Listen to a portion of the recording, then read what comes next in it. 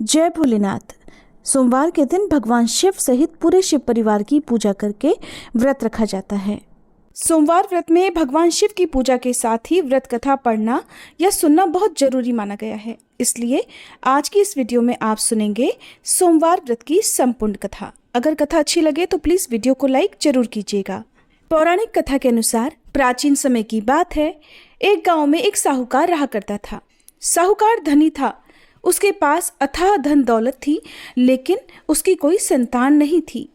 साहूकार भगवान शिव को प्रसन्न करने के लिए सोमवार को व्रत रखा करता था और व्रत के दौरान वह विधि पूर्वक भगवान शिव और देवी पार्वती की पूजा और शाम को प्रदोष काल के समय शिवलिंग पर दीपक भी जलाता था। साहूकार की भक्ति और पूजा अर्चना को देखकर एक दिन माता पार्वती ने भगवान शिव से कहा कि हे प्रभु, ये साहूकार तो आपका परम भक्त है, हर सोमवार को विधि विधान से आपकी पूजा करता है। मुझे लगता है कि आपको उसकी मनोकामना अवश्य ही पूर्ण करनी चाहिए। तब भगवान शिव ने देवी पार्वती की बात सुनकर कहा कि हे गौरी, ये संसार एक कर्म क्षेत्र है। जैसे एक किसान अपने खेत में बीज बोता है तो कुछ समय बाद उसे पेड़ मिलता है, ठीक उसी तरह इस संसार में आदमी जैसा भी कर्म करता है तो उसे उसका फल भी वैसा ही मिलता है। लेकिन माता पार्वती ने भोले भंडारी से दोबारा आग्रह किया और कहा, हे नाथ, फिर भी आप इसकी मनोकामना को पूर्ण कर दीजिए, क्योंकि ये आपका परम भक्त है। और अगर आप ही अपने भक्तों की इच्छा को पूर्ण नहीं करेंगे तो फिर भला भक्त आपकी पूजा आराधना क्यों करेंगे। माता पार्वती के इतना आग्रह करने पर भगवान शिव ने कहा, देवी, ये धनवान साहूकार है और इसका कोई भी पुत्र नहीं है, इसीलिए ये सदैव चिंतित रहता है। हालांकि इसके भाग्य में किसी संतान का योग नहीं है, परंतु आपके आग्रह करने पर मैं इसे पुत्र प्राप्ति का वरदान देता हूँ। लेकिन इसका पुत्र केवल 12 साल तक ही जीवित रहेगा, मैं इससे ज़्यादा कुछ नहीं कर सकता हूँ। फिर एक रात भगवान शिव ने साहूकार को स्वप्न में दर्शन दिए और कहा कि उसे जल्द ही पुत्र की प्राप्ति होगी, लेकिन उसका पुत्र दीर्घायु नहीं बल्कि केवल 12 वर्ष तक ही जीवित रह पाएगा। ये बात सुनकर साहूकार न तो प्रसन्न हुआ और न ही ज्यादा दुखी हुआ। स्वप्न में सब कुछ जानने के बाद भी साहूकार ने पूजा अर्चना जारी रखी और कुछ दिनों बाद साहूकार की पत्नी गर्भवती हो गई और उसने एक सुंदर बालक को जन्म दिया। बालक के जन्म से घर पर हर्षोल्लास का माहौल था, लेकिन साहूकार खुश नहीं था, क्योंकि उसे पता था कि उसके बालक का जीवन केवल 12 वर्ष तक का ही है और उसने किसी को भी ये बात नहीं बताई थी। जब वह बालक 11 वर्ष का हुआ तो साहूकार की पत्नी ने बालक के विवाह की बात साहूकार से कही, लेकिन साहूकार ने इस बात से इनकार कर दिया और उसे शिक्षा के लिए काशी भेज दिया। साहूकार ने बालक के मामा को बुलाया और पैसे देकर उन्हें बालक के साथ काशी जाने का आदेश दिया। साहूकार ने मामा भांजे से कहा कि वह काशी जाते समय रास्ते में यज्ञ कराते हुए और ब्राह्मणों को भोजन कराते हुए जाएं। दोनों मामा भांजे ने ऐसा ही किया। काशी जाते समय जिस रास्ते से मामा भांजे गुजर रहे थे, उसका राजा अपनी पुत्री का विवाह एक ऐसे राजकुमार से करवा रहा था जो काना था। उधर दूल्हे का पिता इस बात से चिंतित था कि अगर दुल्हन पक्ष को पता चल गया तो राजकुमारी विवाह के लिए मना कर देगी। इसलिए उसने जब साहूकार के पुत्र को देखा तो उसने सोचा कि मैं अपने बालक के स्थान पर तोरण के समय इस बालक को बिठा दूंगा और दुल्हन के पक्ष वालों को पता भी नहीं चलेगा। दूल्हे के पिता ने साहूकार के पुत्र को इस बात के लिए तैयार किया और वह बालक तैयार हो गया। इस तरह उस बालक ने दूल्हे के कपड़े पहन लिए और घोड़ी पर चढ़कर तोरण की रस्म को पूरा किया। तोरण के बाद जब फेरों की बारी आई तो दूल्हे के पिता ने फिर साहूकार के पुत्र से अनुरोध किया कि वह दुल्हन के साथ फेरे भी ले ले, ताकि विवाह संपन्न हो सके और ये बात छुपी रहे। मामा राजी हो गए और विवाह समारोह भी संपन्न हो गया।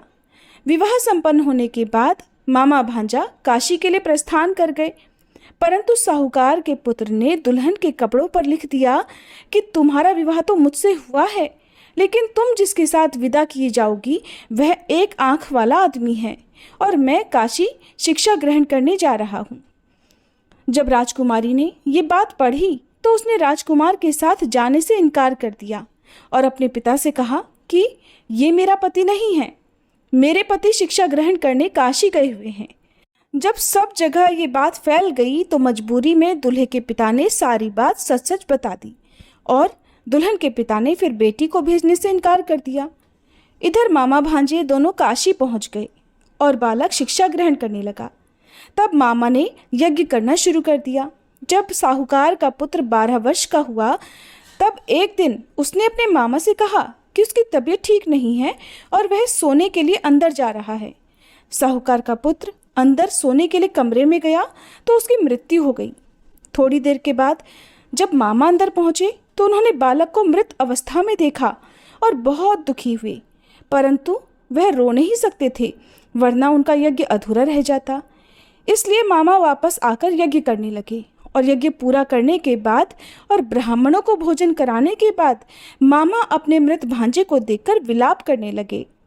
ठीक उसी समय उसी मार्ग से भगवान शिव और देवी पार्वती जी जा रहे थे।